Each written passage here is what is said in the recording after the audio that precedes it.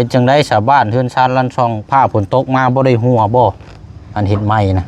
หม่องนอนพุ่นหัวหน่อยเดียวยามันหัวบ่หลายบ่ผลหลังใครนี่เด้ก็มีเงินฮะก็ได้เงินอันนี้เขาปันได้นี่เราขายฮะเราขายเหล้าขายมีอยู่บ่เงินซื้อน่ะบ่มีบ่เก็บบ่มีลูกยอมนี่ได้เบิดนี่โอ้เฮิงเก็บได้นี่เนาะเวียดก็มีลูกพอได้นึ่งเด้อมีตู้เด้อโดยเรามีกะเราก็ช่องชอบช่าง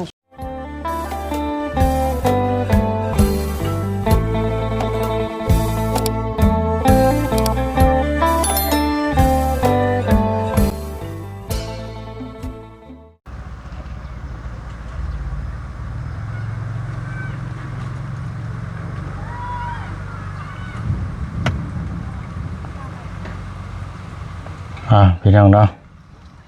เดี๋ยวเบิ่งในรถนี่กะเบิ่งนี่คล้ายๆคือยายอยู่กับหลานน้อย2คนอยู่บ้านเทิมแต่เนาะนี่พี่น้องเอ้ยที่ว่าทางบ่อเตียงเฮาเคยซ่อมแปลงที่ส้นที่เซาที่พักพิงให้เนาะพี่น้องเนาะเห็นแล้วมานั่งเผากระสอบเข่าอยู่นี่พี่น้องเอ้ยนั่งเผาเห็นอย่างนี้นี่ไปทางใดนี่พี่น้องเนาะเดี๋ยวลงไปเยี่ยมยามถามข่าวทางมีตู้แล้วก่อนเนาะเป็นอย่างไรนี่แดดฮ้อน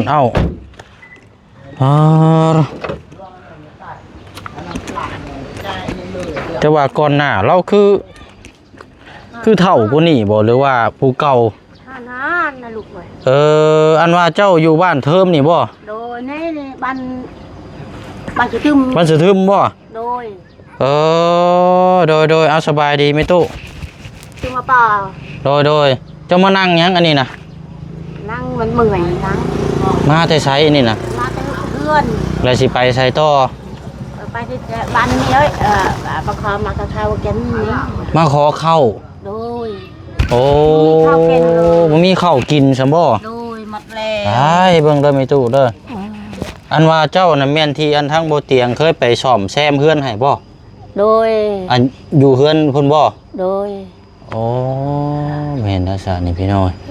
เบาลี่เบาลี่เนาะเตียงเบาลี่บ่เตียงโดยจำชื่อได้เจ้าก็เนาะโดยอันนี้เมื่อยย่างเอาเมื่อยเลยลูกอันนี้จะมาแต่บ้านอันนี้เนาะโดยโอ้ยโดยย่างแกนแกประคอมาแต่ลูกแต่ลานนี่อันนี้มาย่างมาคือมาขอเข้าฉันบ่โดยใช้เข้าเจ้าได้หรือบ่เข้านะยังไม่มาแต่เฮือนแต่บ้านนี่เจ้าสิไปขออยู่ไสอันนี้นะมาก็ลูกลานอยู่เฮือนแถวนี้แน่ให้จะเอาบ่ให้ก็เมื่อโดยนั่นคนทุกคนอยากลูกเอ้ยเจ้าก็อยู่กับหลาน2คนคือเก่าบ่เดี๋ยวนี้โดยเบิ่งเฮาก็นั่งก่อนเฮาหากะมาอันนี้ก็บ่ได้พี่น้องโดยลูกโด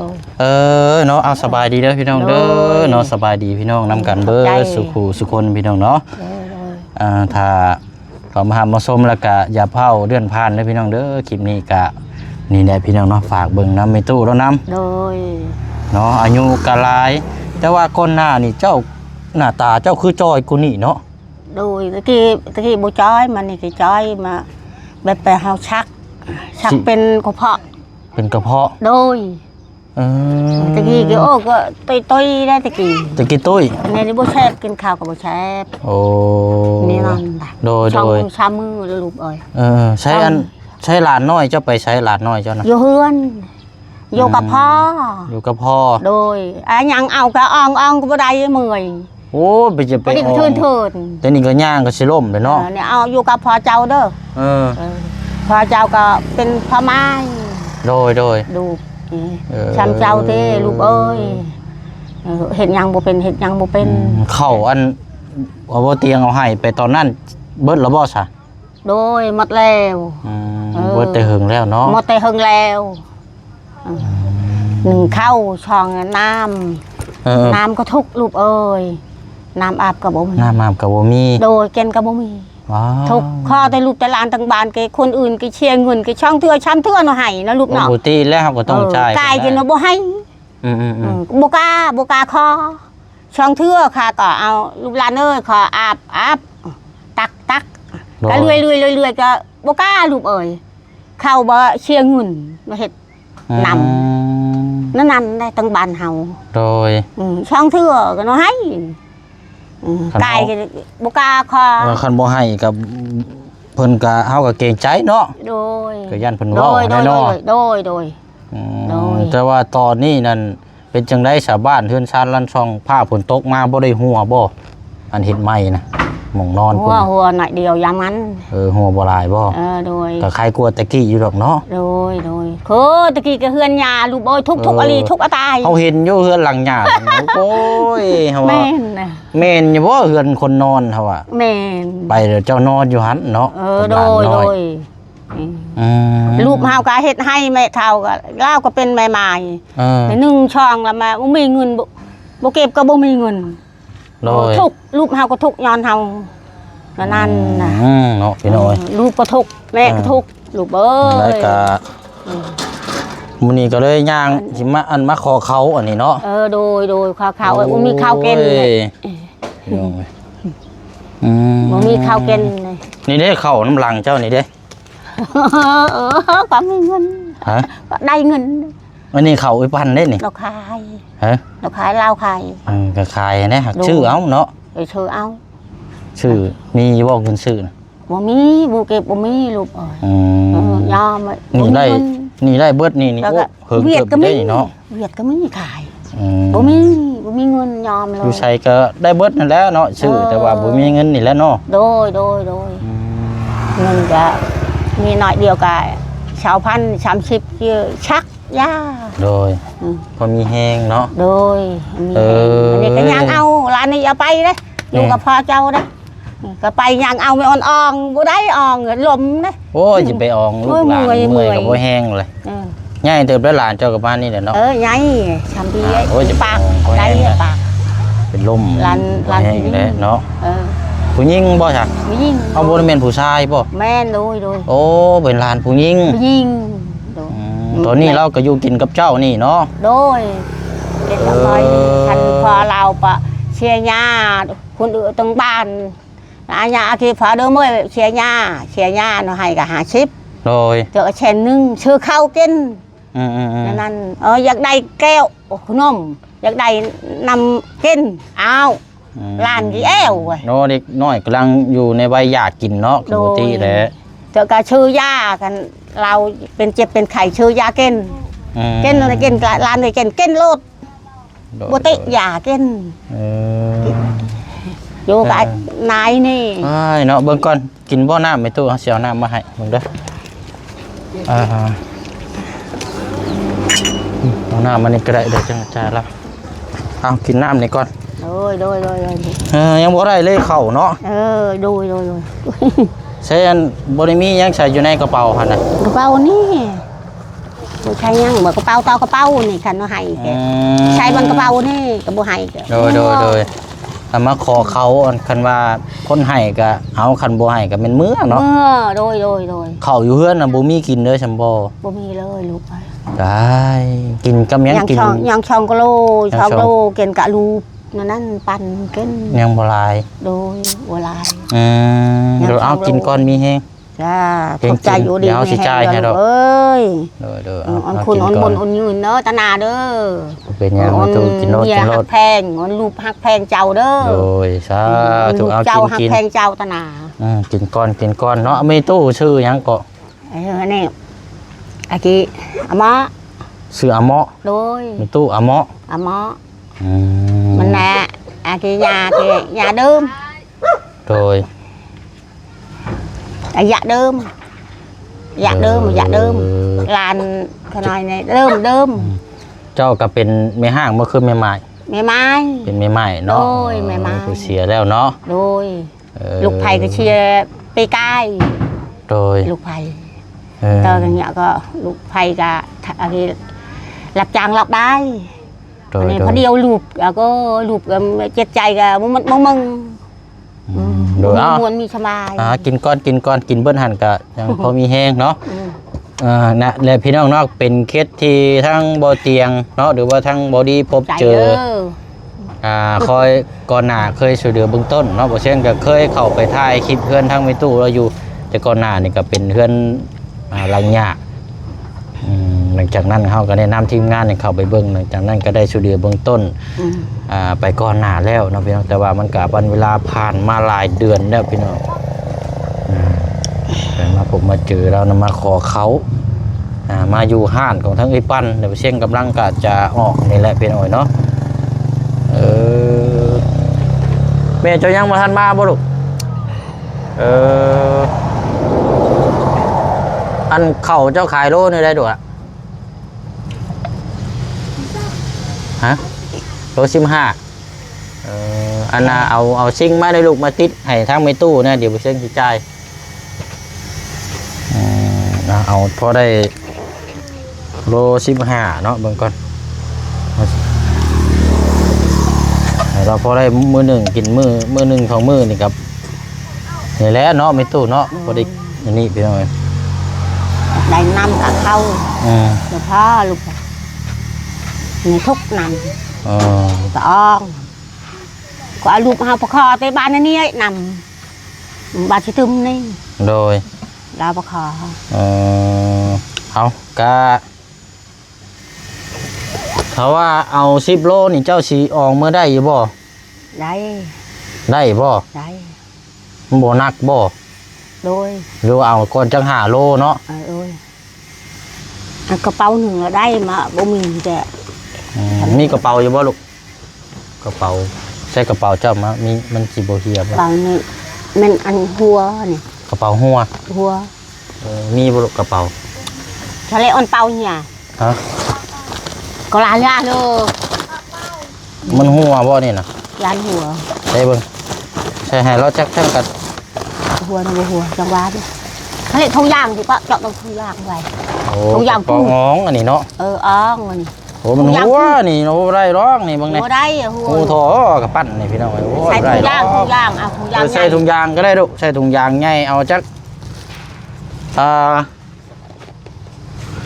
บ้านเดียวถุงเทียวแล้วเอาใช้อันน่ะเมื่อยเอา6 โลก็ได้ลูกล่ะเอา6 โลก็ได้เมื่อยเนาะเมื่อย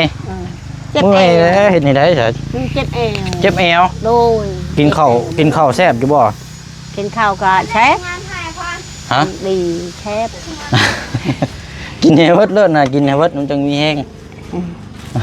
คอยกินตักแล้วลูกเอาจัง6 โลนี่ย่างเอาตอนนี้บ้านคอยนี่ช่องบอลนี่นั่งอยู่เพื่อสิมาฮอดนี่บ่โดยนี่เพื่อนพอเข็มนี่เทื่อนึงนั่งเว้ยนั่งก็โดยมันน่ะตอกแอวนี่เอาทางอันน่ะเจ้าชื่อก็ยังก็ดุจันทร์ครมาสบายดีก็นู่นแหละอันนี้ตู้ของทางอันน่ะไอ้ปั่นได้พี่น้อยเนาะอันแม่บ่อยู่ก็ขายเครื่องซอยแม่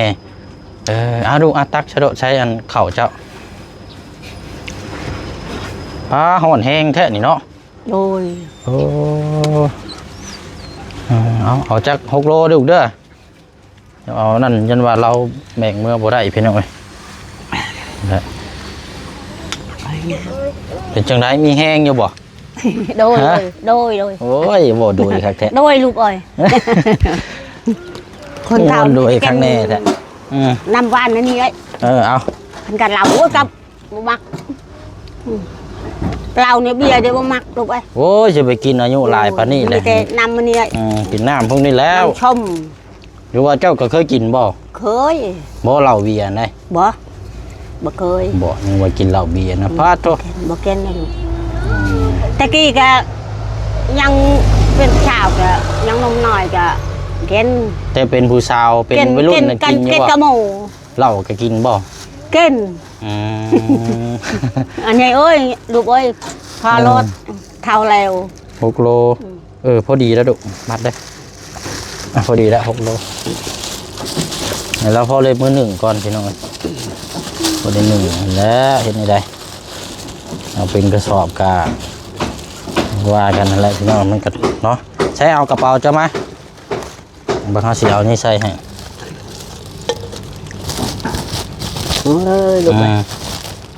พอได้นึ่งเด้อมีตู้เด้อ โดย อืม เรามีก็เราก็ช่องชอบช่างชอบก็ได้ เพราะคันว่ามีเนาะก็อยากซื้อให้อยู่หักนี่ได้เนาะเฮาก็น้ำมันก็แพงไปหลายหม่องหลายบ่อนเฮาก็คือว่าอันใด แม่นว่า แม่นก็ แม่นลูก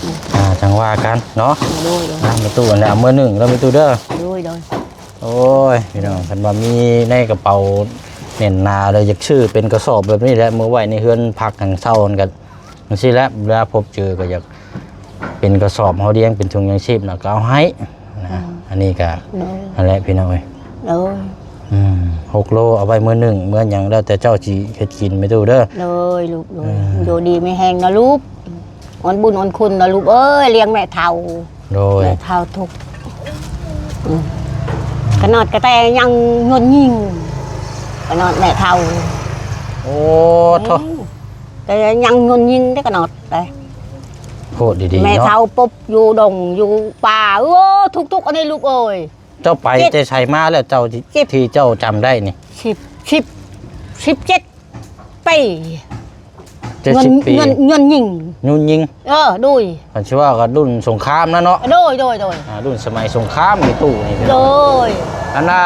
เจ้าไปใช้เน่มาเจ้าฮู้จักเคยลงไปสวรรค์เคยไปเมืองพินไปใส่อยู่บ่ไปฮอดไสแน่ ชาววันก็ไปแล้วมือพินก็ไป ไปมาเบิดแล้ว โดย โอ้โอ้ดีๆ อันนี้เท่าแล้วไปบ่ได้ก็จะบ่เป็นน้องบ่มีเงิน ยอมไหมลูกไอ้นี่ลูกไปหายังก็บ่เป็นเฮ็ดอวยเฮ็ดมันก็บ่ได้ลีแต่เลี้ยงหลาน มีน้ำเปล่าบ่ดุเอามาอีกมีน้ำเปล่าขวดมาให้ในตู้หน่อยมาขวดหนึงก็ได้ฮะเรา เฮ็ดหยังบ่มีหยังลูกเอ้ยเท่าแล้ว ลูกไปหายังก็บ่มีหายังบ่มีก็ลูกก็ว่า โดย เมียตาย เพราะน้ำเปล่าน้ำกิน แม่นะอันนั้นเป็นซีบ้าลูกเมียตายเนาะเป็นบ้าอยู่บ่ม่วนนะลูกเฮ็ดอันนี้เชียร์ยาคนอื่นให้เงินเก้นเรายังบ่มีม่วนมีสบาย มีบ่น้ำขวดเปล่าบ่มีบ่อ้าวเนาะผมเป็นยังสาหัสแล้วมีแต่ว่าข้าวสาร6 โลกับน้ำมันนี่ลูกเด้อไล่เด้อจะไล่รถลูกเอาเป็นเงินเท่าไหร่ลองคูณเอาเอาเลยเข่าแล้วกับเมื่อได้บาทนี่เด้อ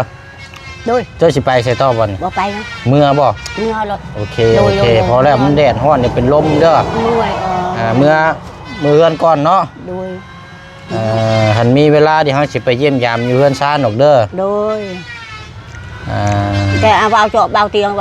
นี่ชอยหนึ่งในนำช่องในเข่าพ่อรถนั่นเฮานั่น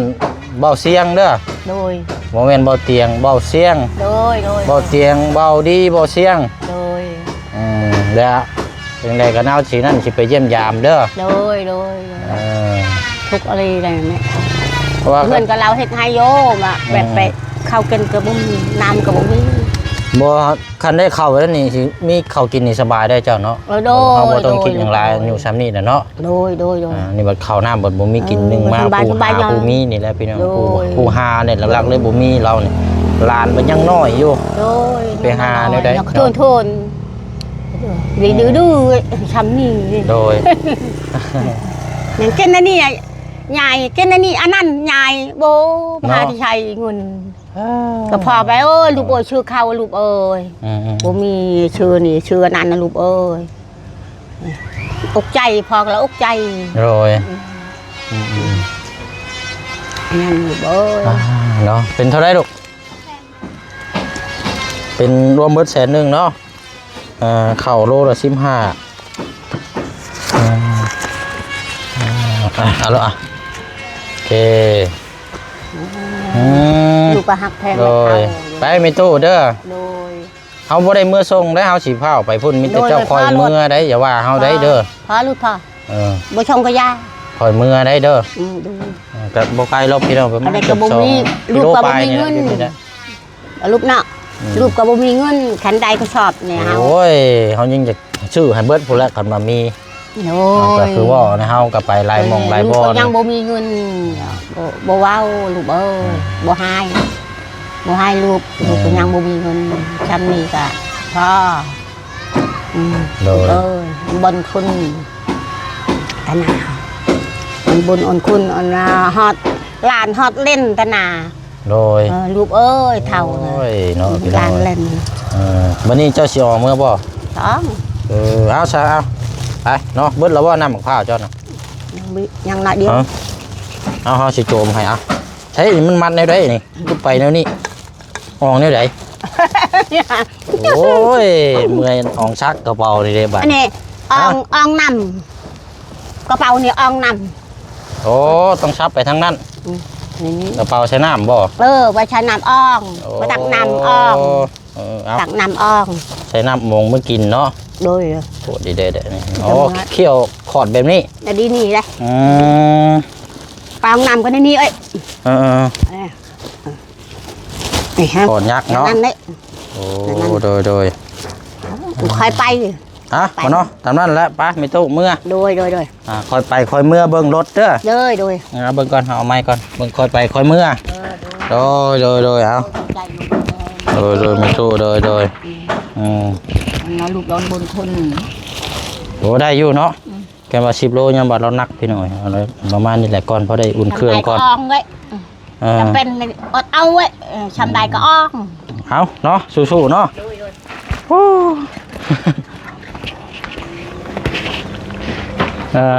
นั่งเผาข้าวสารอยู่นี่พี่หน่อยโว้ยนึกว่าผู้ใดได้อองได้บ่ เอาเว้ย นะพอดีแหละเนาะ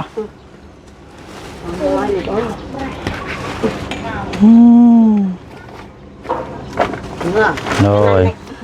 เอาไล่เลยนะมาตู้เนาะโดยบ้าใช่เนาะเดินทางปลอดภัยแล้วคอยไปคอยเมื่อประมาณกิโลปลายนี่แหละพี่น้องเฮือนเราก็ลงไปนี่แหละละพอได้พอได้อยู่ได้กินเนาะพี่น้องเนาะโอ้ยปกติเราแลนี่พี่น้องเนาะ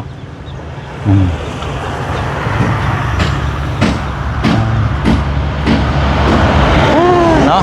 เอาเราเอากลับก่อนลูกเด้อเอาสบายดี เห็นไหมค่ะขายเครื่องของ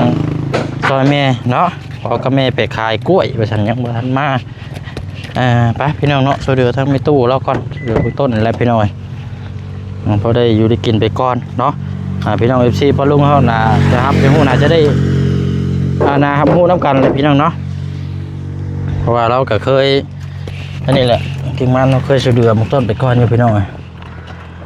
โอ้ยหอนแห้งไปเราไปน้องซอยเท่าที่เขา